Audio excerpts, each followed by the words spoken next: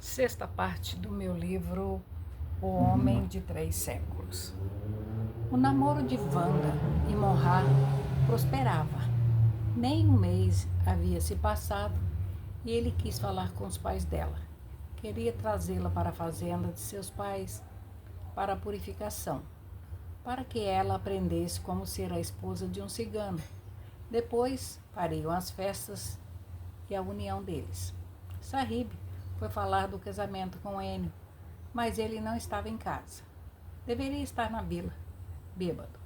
Marcos, o irmão, assumiu as responsabilidades de pai, recebeu Sahib e assim trataram tudo e ele levou Wanda embora com ele.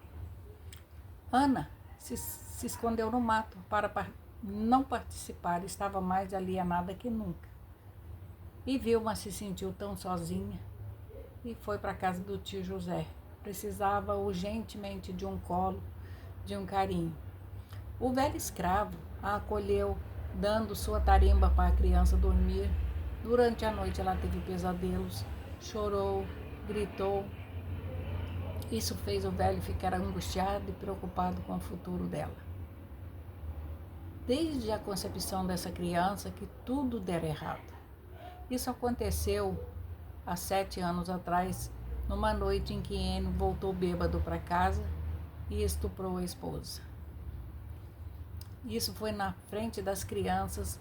Ana chorava e gritava e ele a subjugava seus instintos de animal, xingando-a de tudo quanto era nome e outros adjetivos muito chulos.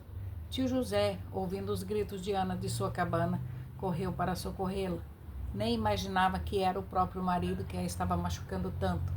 Ele retirou a mulher das garras do marido, deu um soco na cara dele e levou Ana e as crianças para o quarto, fechando a porta e voltando para sua cabana.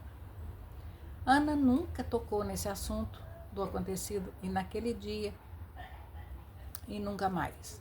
Pouco tempo depois, ela se sentiu grávida daquele estupro de seu marido.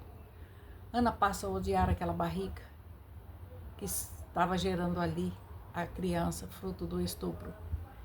Então ela implorava ao velho escravo uma garrafada de ervas para o aborto, mas ele se negou a ajudá-la e retirar a vida do feto. Ela toma todo tipo de chá que existe na esperança de matar a inocente criança. Toma banho frio de madrugada embaixo da bica d'água, rola no capim, barranco abaixo, tem hemorragias, até que ela é levada à vila e lá ele salva a vida dela e a do feto. Se passa 7 meses e aí a criança vem ao mundo. Ela é pequenina, cabe na mão de tio José. Foi ele que fez o parto, ele cortou o umbigo, ele que cuidou da criança como se fosse dele. Ana, a mãe, não queria saber de amamentá-la, de banhá-la, de tocá-la. Tudo era o velho que fazia e, por incrível que pareça, a criança mirradinha era saudável. Quantas vezes tio José tentou fazer com que Ana desse de mamar a criança, mas Ana não queria. O velho então cozinhava o milho e misturava na água do cozimento o leite de vaca e dava a criança na colher, porque nenhuma mamadeira a criança tinha. Isso se passou 6 meses, a criança ainda não tinha sido registrada e nem batizada. Tio José queria que a criança tivesse um nome. Ela já sabia rir e conhecia-o. Chorava quando ele saía de perto dela. Um dia, ele indo à vila, pegou Enio de jeito. Ele ainda estava sóbrio e ele o levou ao cartório para lavrar a certidão de nascimento da criança. E na hora que o escrivão perguntou qual seria o nome da menina, ele nem sabia. Foi tio José que disse, é Vilma. Ele sempre dizia que ela era muito miúda, parecia uma fadinha. E era esperta e muito bonitinha. E assim o pai concordou e ficou o nome que o velho escolhera.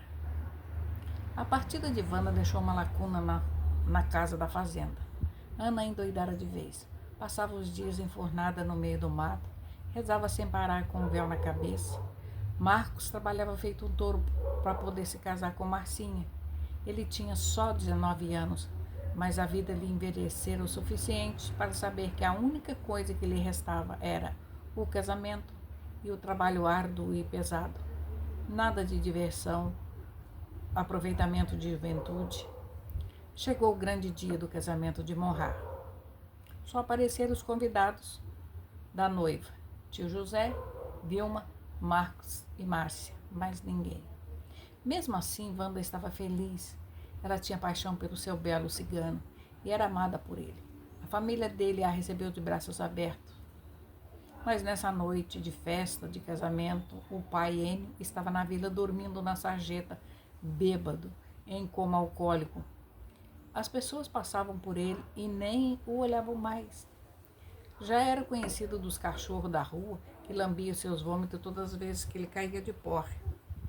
Seu corpo, debilitado nessa noite, não aguentou e ele acabou falecendo. Enquanto festejava o casamento da filha dele lá na fazenda do cigano, ele partia para a eternidade, deixando para trás uma vida medíocre, cheia de dores, desprezo e angústia, que por nunca ter sido amado e nunca poder amar ninguém. Tio José conversou com Marcos. Eles precisavam agora, Ana viúva, ter que levá-la até a vila. Ela carecia de um tratamento. Viver daquele jeito, como bicho do mato, não podia ser normal. Muito a contragosto, lhe foi explicado e ela aceitou, por incrível que pareça, em ir à cidade consultar com o médico dos ciganos. Bem lá no fundo, ela queria algo para aplacar a sua dor interna. Sua alma estava doente e as pessoas não percebiam. Ana deixou para trás tudo. Não se preocupou com a filha, com Vilma, com a casa, com Marcos e muito menos com o casamento da filha. Vilma agora tinha seu cachorrinho Bidu, que não se largava.